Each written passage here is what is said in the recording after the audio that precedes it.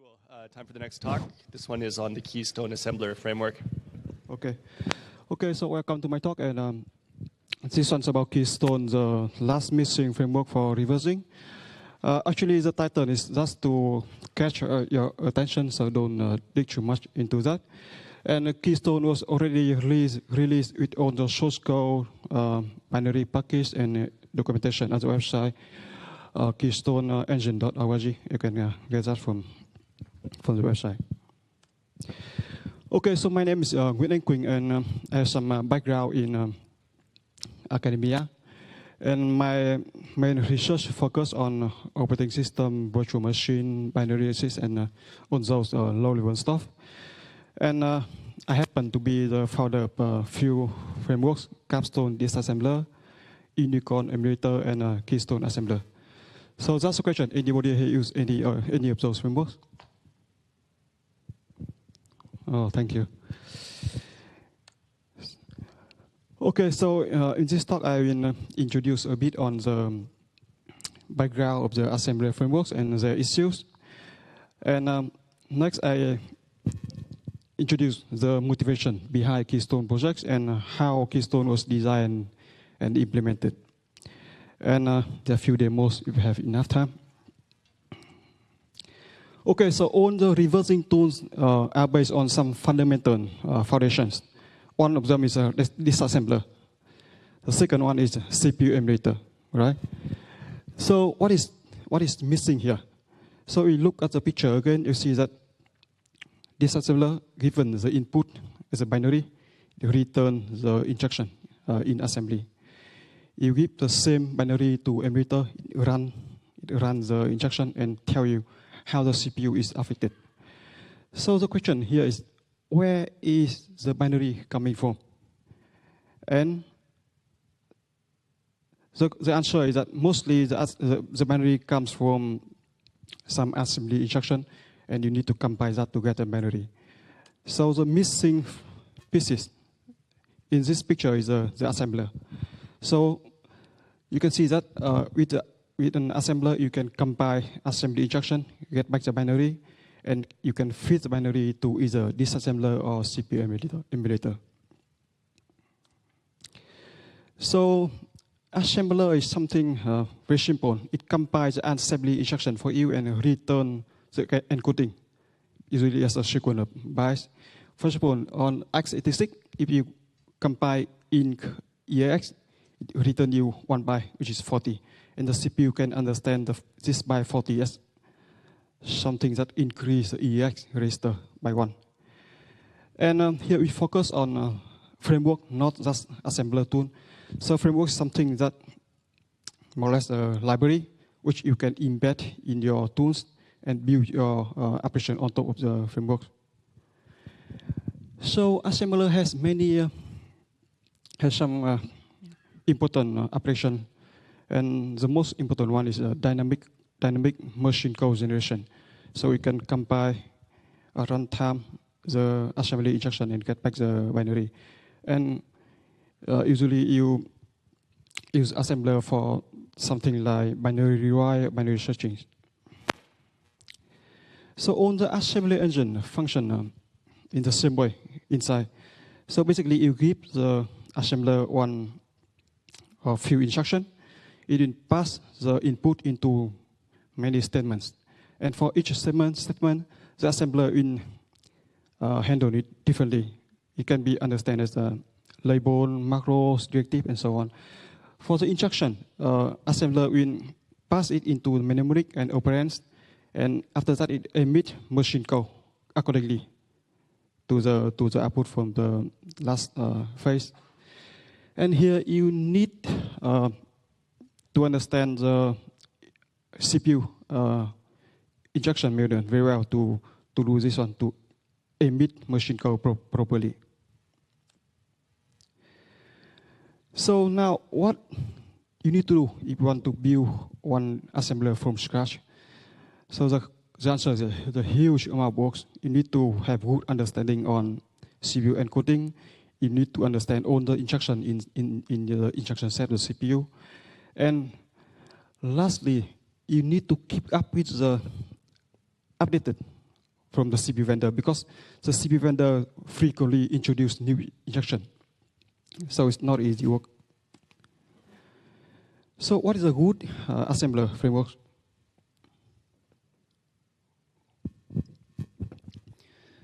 So here's my definition for a good assembly framework.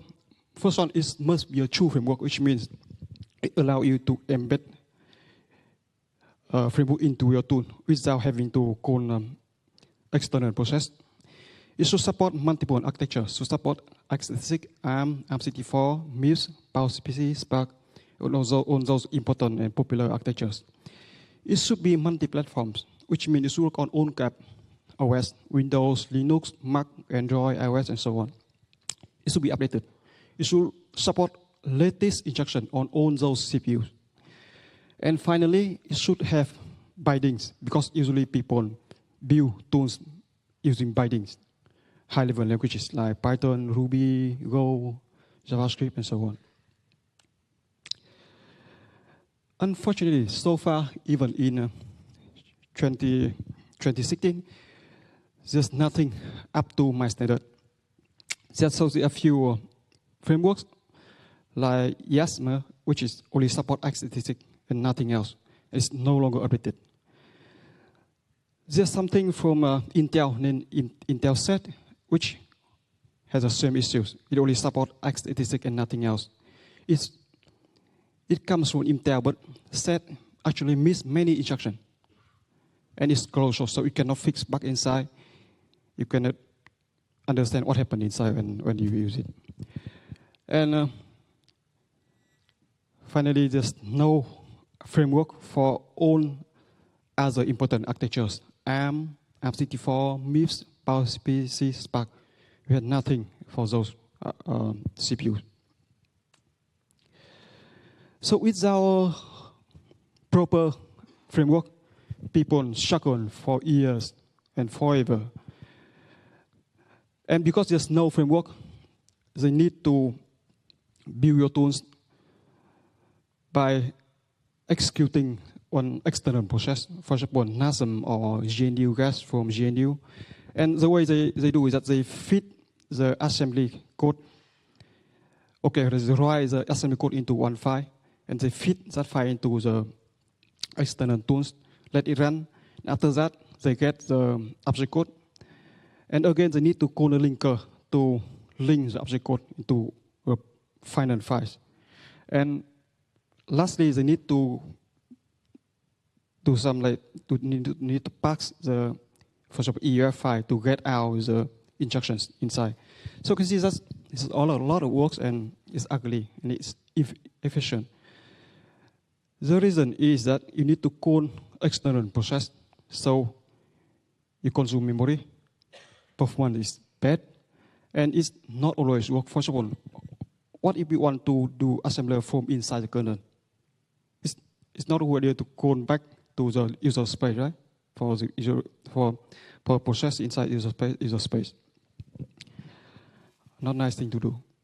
And because you need to call external process, you have little control on the external process and on the output. You don't know what happened inside. And cross-platform support is very poor for all those external tools like NASM or GNU gas. GNU gas doesn't work very well on Windows. It's very hard to compile and to build that on Windows. So I want a good disassembler, support multiple architectures, multiple platforms, always updated and independent. So you can build your tools independently using this framework.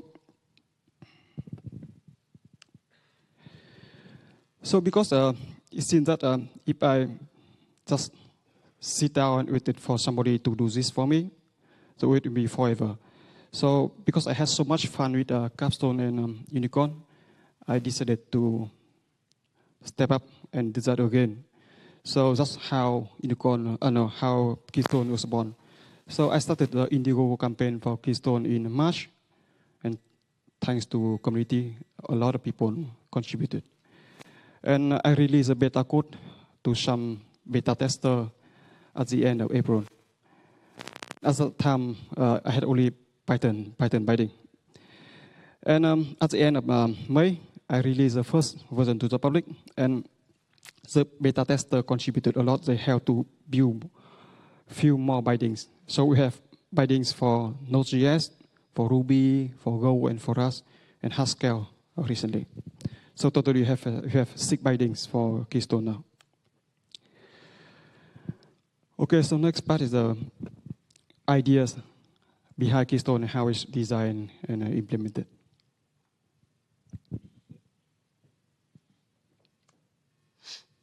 Okay, so we want something multiple architecture, multiple platform, updated. And the core is in C or C++, but the API should be in POC and support multiple bindings on top of that. The issue is that there are huge works you want to do this from scratch because there's too many architectures, too many instructions. Intel alone has like 1,500 instructions. So that's a lot. It has very limited resource because I started this on as a personal project and I did this for fun only. So my idea is that I do not want to spend a lot of time on this to design, to implement, to maintain it. I want to have own features in months, not years. Because if you want to do everything from scratch, it takes years of your life. So the only way is to stand on the shoulder of the giants at the initial phase. And after that, release a source code to community so people can help to contribute and to maintain it. So the idea that I built Keystone on LLVM. LLVM is on an open source project on compiler. It has huge communities and very active. And it's backed by many big companies, big CPU vendors like AMD, Apple, Google, Intel, IBM, ARM, IMG Tech, NVIDIA, Qualcomm, and so on. LLVM support own kind of architectures, all the important ones.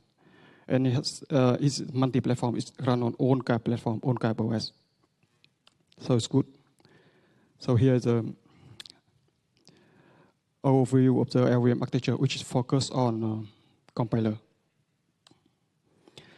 So the most important part inside LLVM is something called machine code, or MC, which is a component inside the yellow box here. MC is something that is the core of the LLVM, which everything else built around it. Compiler, assembler, disassembler, debugger, just-in-time compiler, everything is built around MC. And the central MC is a big table description named table gen that describe all the machine instructions. And they have to name LLVM table gen to generate included file for LLVM from those table gen files. So the reason I choose LLVM to build Keystone because LLVM is an assembler framework, right? So it should support inline assembly for compilers, which means it already has assembler inside MC component. But keep in mind that MC is only built and usable for LLVM and nothing else. It's closely designed, implemented only for LLVM, not for external process, not for external tools. And MC is very highly active, maintained and updated by community, by all those big CPU vendors. LLVM is already built in C++, so it's easy to build Keystone on top of that. And to build Keystone, I just focus on those those architectures has assemblers. And Keystone support 8 architectures so far. So the advantage of using LLVM to build Keystone is that the code has very high quality, done by very good professional programmers. And the assembler inside LLVM is actively maintained by all the CPU vendors. Like x86, assembler is maintained by Intel, who's better than them. ARM and ARM64 built and maintained by ARM and Apple. Hexagon maintained by Qualcomm. MIPS maintained by IMG Tech, which is a vendor making the MIPS CPU. System Z maintained by EM, also the CPU vendor System Z. PowerPC and Spark maintained by community, but they are very active on that. So new injection is frequently edited, and bugs are very fixed very easily, very quickly. So because we build Keystone on top of LLVM, the bugs can be either reported to us or reported to LLVM upstream, so you can port it back later. So do things easy to build Keystone because you can just fork from LLVM. It's not because it's a lot of work. So the first challenge to build Keystone is that the MC component of LLVM is not assembler, but it includes many things inside. It has disassembler, it has bitcode, it has instruction printer, it's a linker inside, and the code is huge, mixed like spaghetti. So what I did is that I keep only assembler code of MC and remove everything else that's not related. And I rewrote some components, but I try to keep the parser, the code emitter, and the assembly backend intact because I want to keep synchronized with LLVM when they update those components. So I try to keep them like change as little as possible. And this one important decision. I keep on the code in C++, but I did not rewrite them to C. It's different from Capstone. So in Capstone disassembler, I rewrote all the C++ code to C, pure C, and it took a lot of time. But this time I tried to keep everything in C++, so I did not have to spend time to rewrite them, and it's also easier to maintain and update it when LLVM is updated. So I had to decide to make the cut for MC because MC has many different components inside. So I need to make a cut, so I take out only what I need. So the question is why to make the cut? Because if you cut too little, you keep many things you don't really need inside. If you cut too much, you end up changing some code or a lot of code inside Keystone, and that make it very hard to synchronize with LLVM in the future. So it took a lot of time to read source code LLVM, and I think I finally have optimal design for Keystone. I think the cut so it's just enough and make very minimal change to MC. So it's a key flow of Keystone. We have parser in feed the injection representation to code emitter in emit the code, and finally we have something like linker to link on the output from code emitter, and finally we have the output. The second challenge to build Keystone is that LLVM compile its binary into multiple libraries. So it has separate libraries for supported components, library for parser, library for table gen, and so on. But what it needs is that we need only a single library that includes everything inside. So what I did is that I need to modify the linking setup of LLVM to generate a single library. So we have lib capstone.show.dylib for dynamic share library, or capstone.dol for Windows, libcapstone.a for static library, or capstone.lib for Windows. So the next challenge is code generated by MC is only for linking, not the final code that you want. So they build the relocation object code, and the code is generated for the next phase in LLVM for the linker. So for example, if you compile inc, the red injection, you return something like FF, 04, 25, and something unknown beside that, after that. Because the assembler doesn't really know what to put there. It doesn't know where var1 is. So only the linker at the next phase knows that. But Keystone need to know because we just want to compile to get the final output.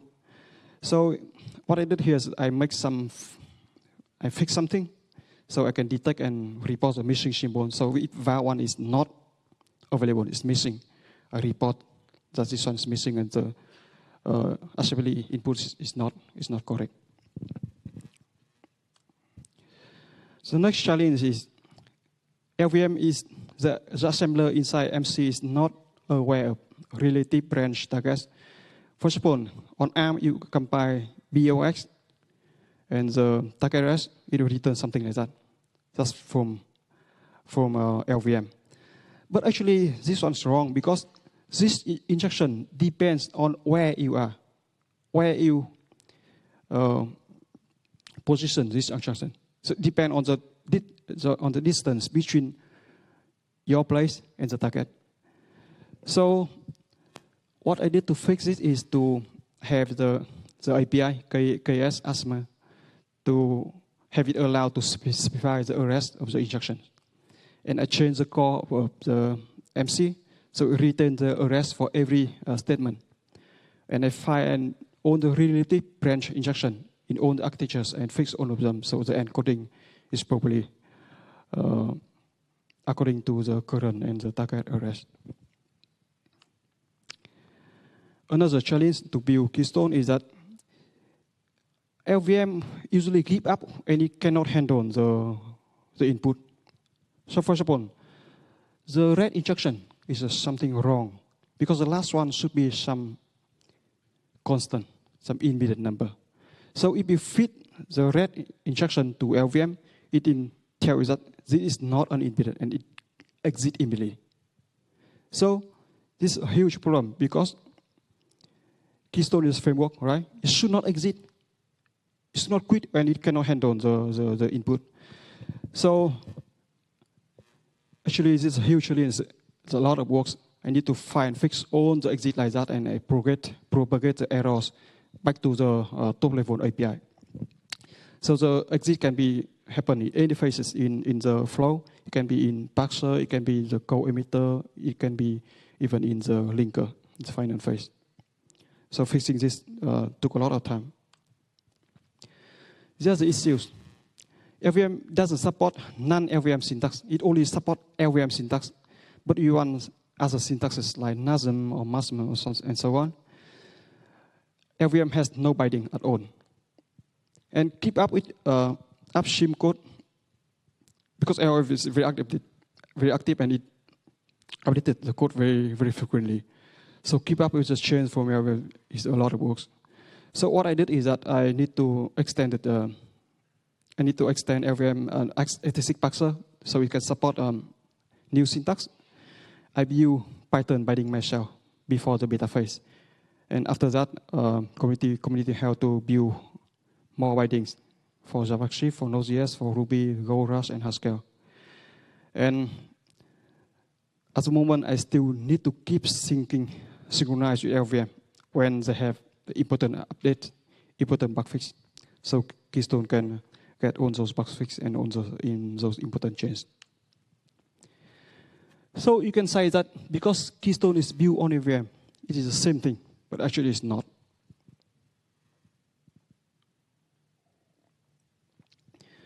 So I would say that LVM, Keystone is built on LVM. It can do a lot more. Keystone is an independent framework, a true framework, not like LVM. It's more like a tool than a framework. It's aware of current code position, so Keystone can probably encode the relative branch. Keystone is much smaller in size and much smaller in memory consumption. It's like 10 times smaller than LVM because Keystone removes everything that it doesn't need. It's thread safe. It's more flexible. It supports some uncommitted instruction for x86, and it has many bindings. Okay, so I have a few slides to introduce how to write operation inside Keystone, which is very easy. So we take a look at the slides. Here's a very simple in Python. You define the code here. You set up the engine. This one is for x86, 32-bit. After that, you compile the code. You get back the encoding and how many injections. That's it. It's very simple. So here's the demo. So on the left side, you see the code, right? On the right side, I need to run that code.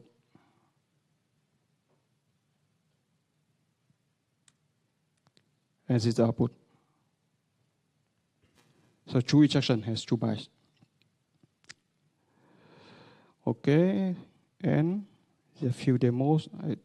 Sorry, I still have written times. Okay, this one, good demo. So somebody builds a tool named PonyPack using Keystone. So the idea is that PonyPack has many things, but it has one function, allow you to build shellcode.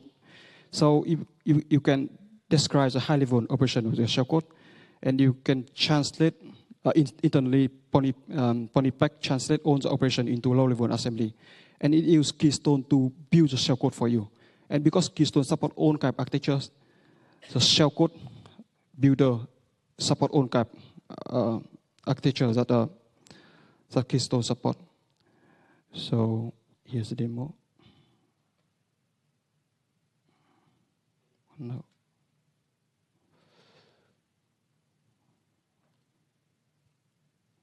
Okay, so something import, or in Python import Pony, and then you specify that you want Linux shellcode, right? For ARM, and you compile this shellcode, very simple shellcode, and you return the ARM shellcode, right? If you do the same thing, but you initialize not ARM shellcode, but x86 shellcode, you compile the same shellcode again, and you get back the x86 shellcode. So you can see the power of Keystone. It supports own type architecture, so the same shellcode can be compiled into whatever you want. Another fun demo. This one's fun. Simo is one open source emulator. It's my favorite tool because it combines all of my frameworks, combine Capstone, Unicorn, and Keystone. So what it does is, okay, you see the interface here. You enter the assembly instruction in the box, and you press one button here. You can run all the code, or you run every instruction in single step mode. And at every step, you get back the CPU context. You get back the memory. You can see how every instruction is changed. So how it works internally. Here, if you enter assembly into the lab box, Simo will compile those assembly using Keystone. And it gets back the binary, right? And it feeds the binary into the Unicorn emulator. And the emulator can run those binaries and tell you how the CPU is affected at every step. So it's a very nice tool. So I think it's a very good tool for education. So you know how instruction from all those CPU works. And you can see that because it uses Keystone and Unicorn, so it should work on all the platform. So this one is like you run on x86, but you can still emulate ARM instruction, ARM64, MIPS, and so on. So what's next now? Oh, this one's a bot. Nice one. This morning I found it. So somebody wrote a bot for Telegram. So we send instruction to the bot, and it compile, return back the binary. And there are a bunch of tools built on Keystone now. You can see that from the website of Keystone. It's a showcase page. All kind of different things: code injection, rope gadget, and so on.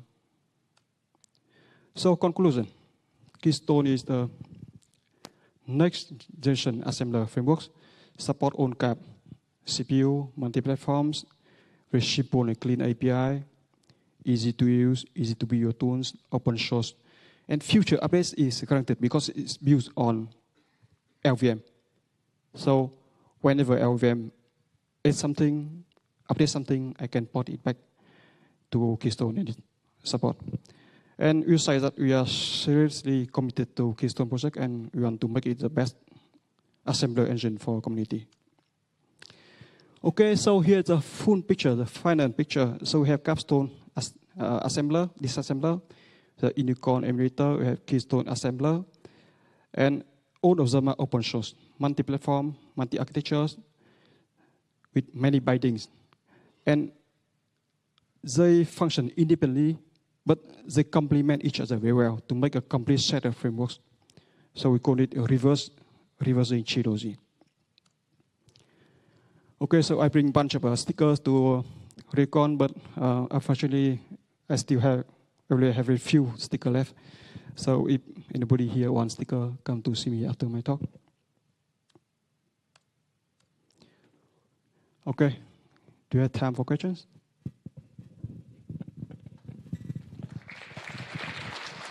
Thank you.